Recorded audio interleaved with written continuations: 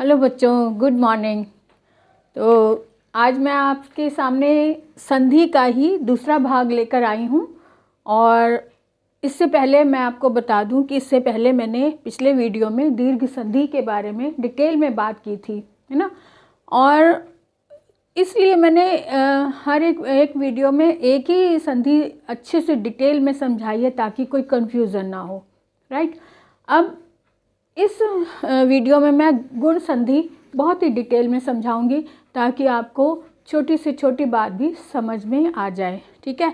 तो यहाँ पर मैंने इसकी परिभाषा इस तरह से लिखी है, शब्दों में नहीं। एक्चुअल में ये परिभाषा है जो कि शब्दों में तो मैं आपको मुंह से बोलकर बताऊंगी, लेकिन क्या है कि इसका रूप क्या है। गुण संधि में स्वर, दो तरह से स्वर मिलते हैं और उनके मिलने से, उनके संयोग से जो तीसरा रूप बनता है उन्हें गुण बोलते हैं। यानी कि तीसरा जो गुण बनता है वो क्या बनता है, इसके बारे में हम बात करेंगे। यहाँ पर मैंने लिख दिया है कि इधर पूर्व पद में हमारे पास अ ही होना चाहिए। कौन सा होना चाहिए? अ, चाहे वो ह्रस्व रूप हो या दीर्घ रूप हो, ठीक है। तो अ या आ के बाद यदि ई या ई यानी कि ह्रस्व ई या दीर्घ ई आए तो उसका गुण बन जाता है ए। अब यहाँ पर आते हैं, अ या आ के बाद यदि उ या ऊ आए तो ओ बन जाता है, ओ, ठीक है। अब तीसरे रूप में हम कहेंगे कि अ या आ के बाद री, ऋषि वाला री या री आए तब अर बन जाता है। ये तीनों ही गुण जो हैं वो इनमें से किसी में से नहीं, इन दोनों के संयोग से यानी कि संयुक्त से, संयोजन से ये रूप बनता है। लेकिन यहाँ पर हम ये जरूर मैं आपको बताना चाहूँगी कि ए, जो कि जिसे आप छोटी ए के रूप में जानते हैं, तो छोटी ए ही आएगा, बड़ी ए नहीं होगा। अब यहाँ पे जब अ के बाद ऊ आएगा तब ऊ से ओ, ओखली वाला ओ बनेगा, बड़ा ओ नहीं बनेगा। ओ से औरत वाला ओ नहीं बनेगा, ओ से ओखली वाला रूप ही बनेगा। अब यहाँ पे अ या आ के बाद आगे री आए, ऋषि वाला री, और आपको पता है री बड़ी री भी होती है, तो री या री आए तो अर ही बनेगा, सिर्फ अर बनेगा। अब इसको कैसे प्रयोग में कैसे लाना है, अब इसको हम उदाहरण के रूप में समझाएंगे। अब हमने एक शब्द ले लिया, देव प्लस इंद्र, देव प्लस इंद्र। इंद्र में ऐसे भी लगा सकते हैं, आधा ना भी लगा सकते हैं। तो देव इंद्र हो गया। अब कैसे, हमारी परिभाषा क्या है कि पूर्व पद में अ या आ हो और उसके सामने उत्तर पद में ई हो, चाहे ह्रस्व हो या फिर दीर्घ हो, लेकिन ई होना चाहिए। तो यहाँ पे भी हमारे पास अ, देव का अ ले लिया हमने, और ई इंद्र का ई ले लिया। अ और ई मिलकर बन गया ए, है ना। अ और ई मिलकर बन गया ए। अब इसको हम कैसे बनाएंगे, शब्द कैसे बनाएंगे इन दोनों को जोड़कर? तो देव, देव का व लिया, क्योंकि व में से अ निकल गया तो यह हमारे पास यहाँ हलंत बचा। अब देव में से हमने व लिया और प्लस अ और ई मिलकर ए बन गया था, तो हमने ये ए ले लिया, देव प्लस ए। और इधर यहाँ पर हमारे पास आधा न और द्र बचा था, तो हमने ये जोड़ दिया साथ में इस तरीके से। अब इनको जोड़कर हम शब्द कैसे बनाएंगे? दे व में अभी कोई स्वर नहीं है, लेकिन ये ए मात्रा के रूप में इसके साथ जुड़ जाएगा, देवेंद्र। इस तरह से ये शब्द आ जाएगा। अब जो ये आधा ना लिखा है, इसको हम अगर ना लिखकर हम अनुस्वार के रूप में भी लगा सकते हैं। आपको पता है कि जहाँ पांचवा वर्ण होता है उसको हम अनुस्वार के रूप में भी लगाते हैं। तो हमारे पास शब्द बन गया देवेंद्र। ठीक है, हमारी परिभाषा पूर्ण हुई इससे। अ या आ के बाद ई या ई आए तो ए हो जाता है। अब एक चीज़ और उदाहरण दे दूं जिसमें कि बड़ी ई हो। तो जैसे उदाहरण हमने ले लिया गण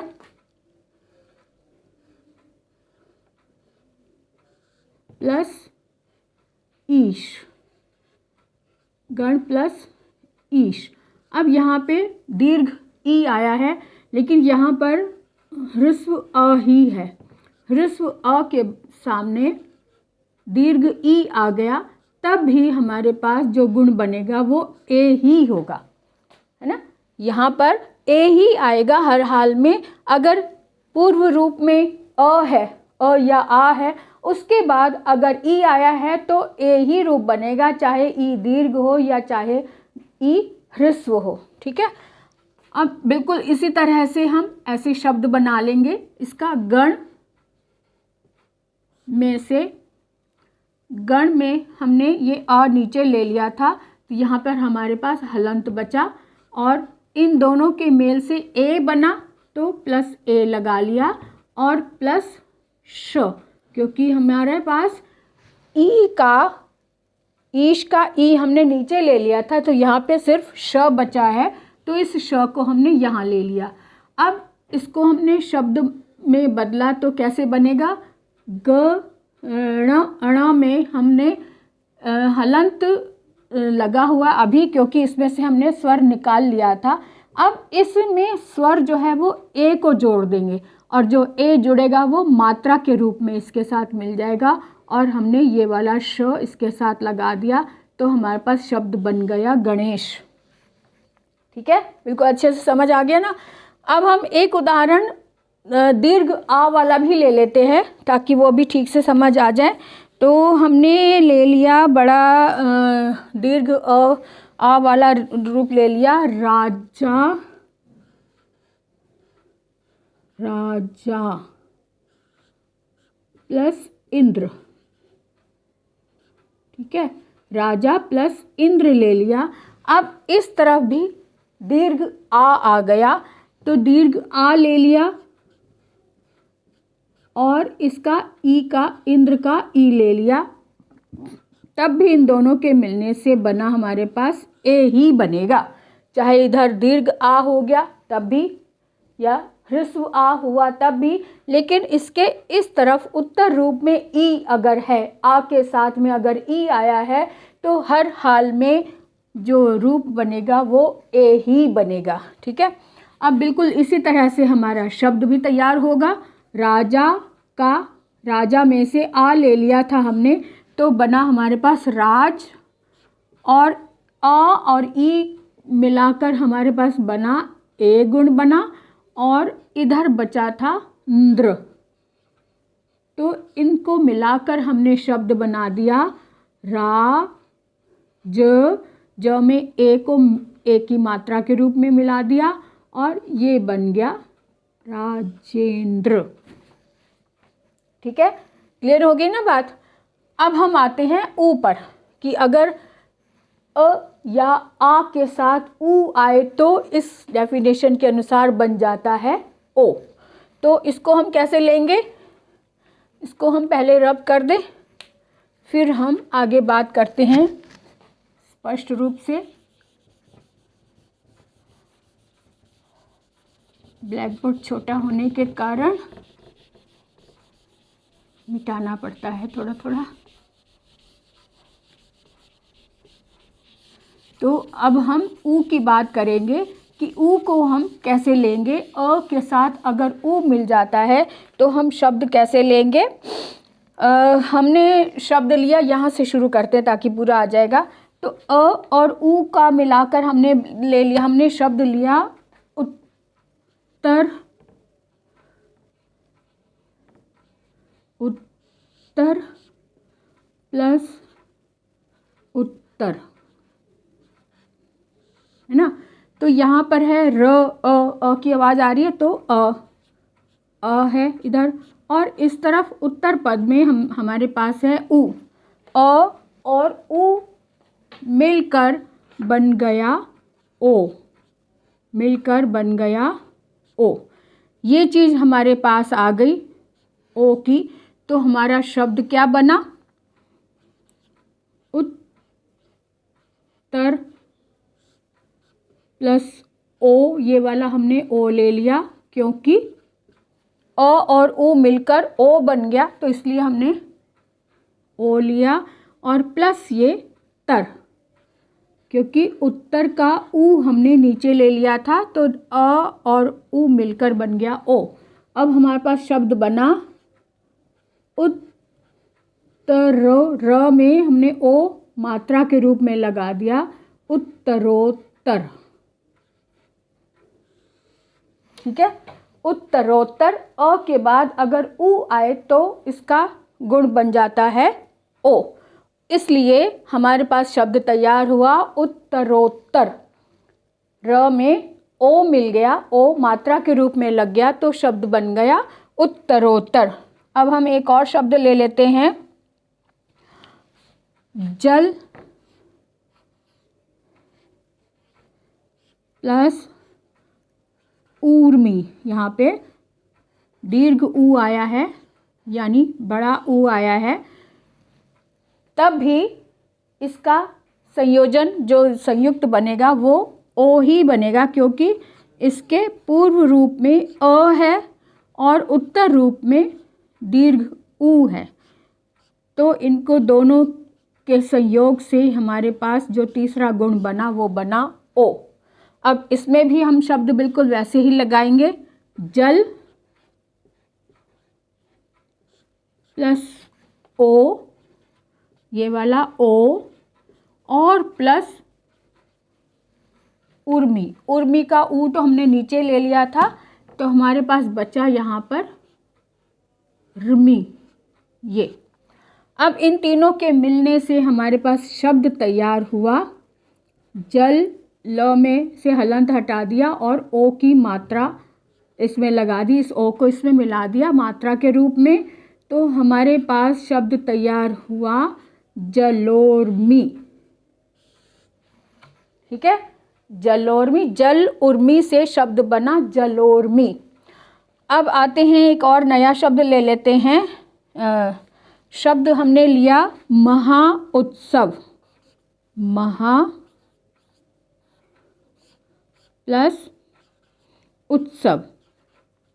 अब यहाँ पर पूर्व पद में दीर्घ आ है, क्योंकि महा है यानी आ, दीर्घ आ है हमारे पास, दीर्घ आ और इधर ह्रस्व ऊ है, फिर भी हमारे पास जो गुण बनेगा वो ओ ही बनेगा, ओ ही बनेगा। ठीक है, तो इस तरह से भी हमारे पास शब्द जो तैयार हुआ वो बना महा।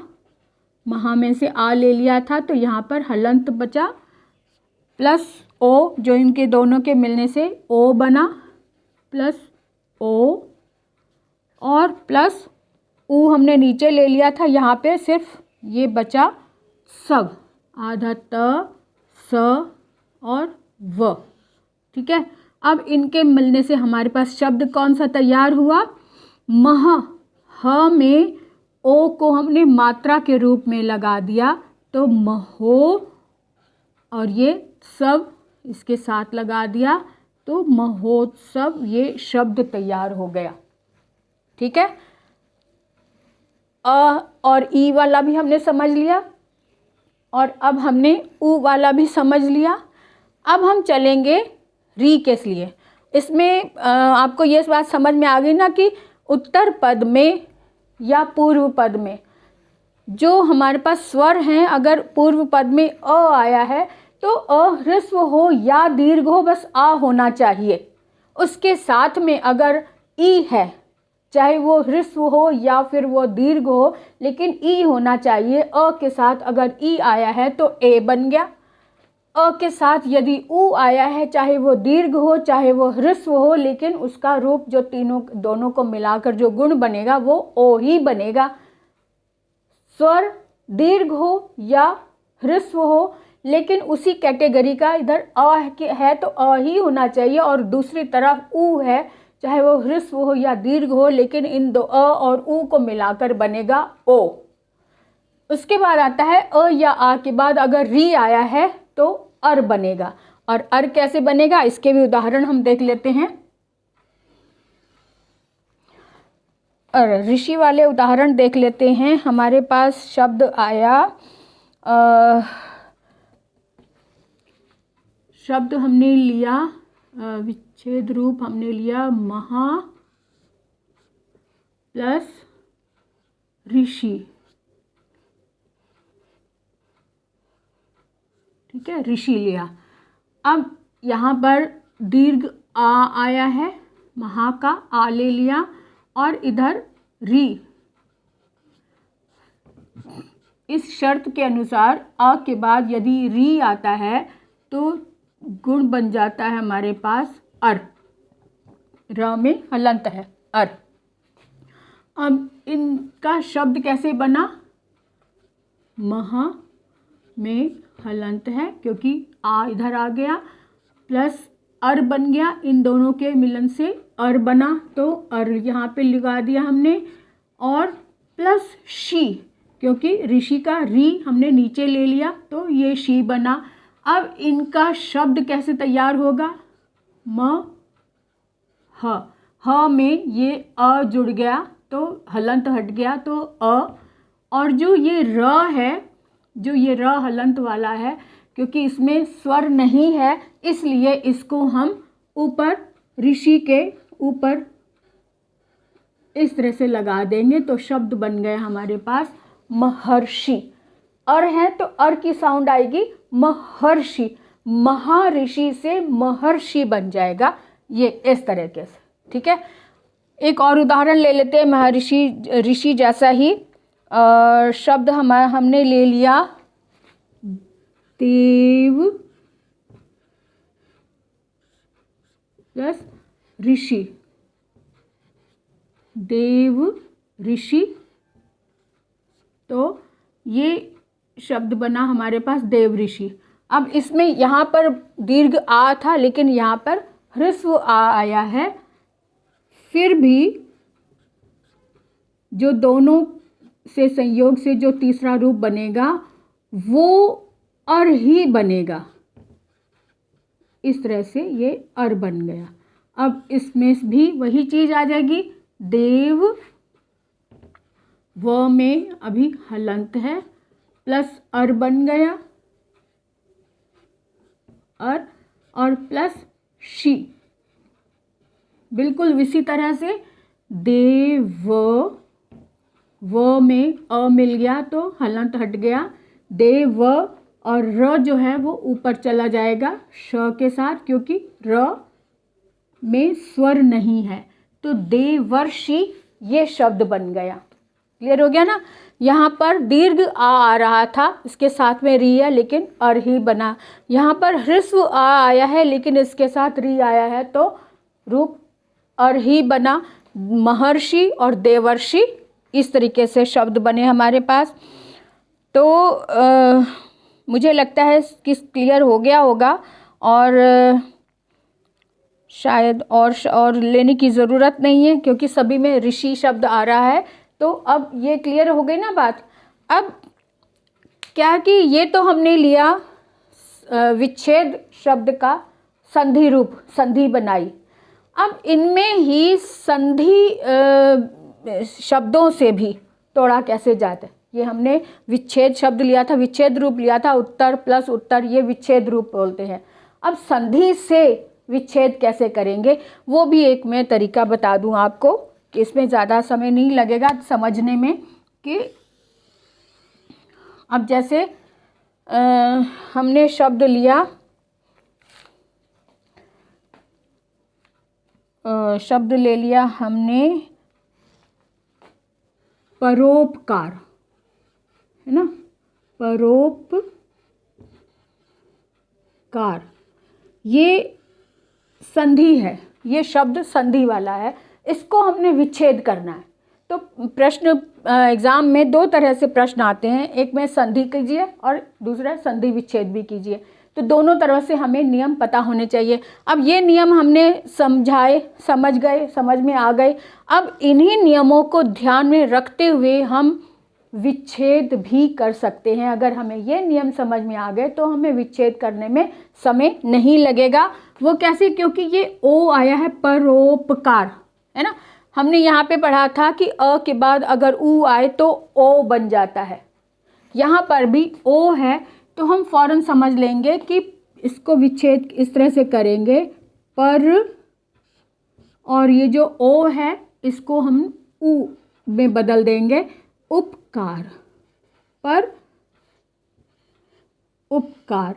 क्योंकि र का अ और उ मिलकर ओ बना है, इसलिए हम फौरन समझ गए कि पर प्लस उपकार ये इसका विच्छेद रूप है ना। बिल्कुल इसी तरह से और शब्द ले लेते हैं हम। दिनेश, दिनेश को विच्छेद कैसे करेंगे? क्योंकि यहाँ पे ए आया है। ए में हमने पढ़ा था कि अ या आ के बाद अगर ई या ई आए तो ए हो जाता है ना। तो यहाँ पर हमने देखा कि दिन एश है, तो हमने इसको विच्छेद किया, दिन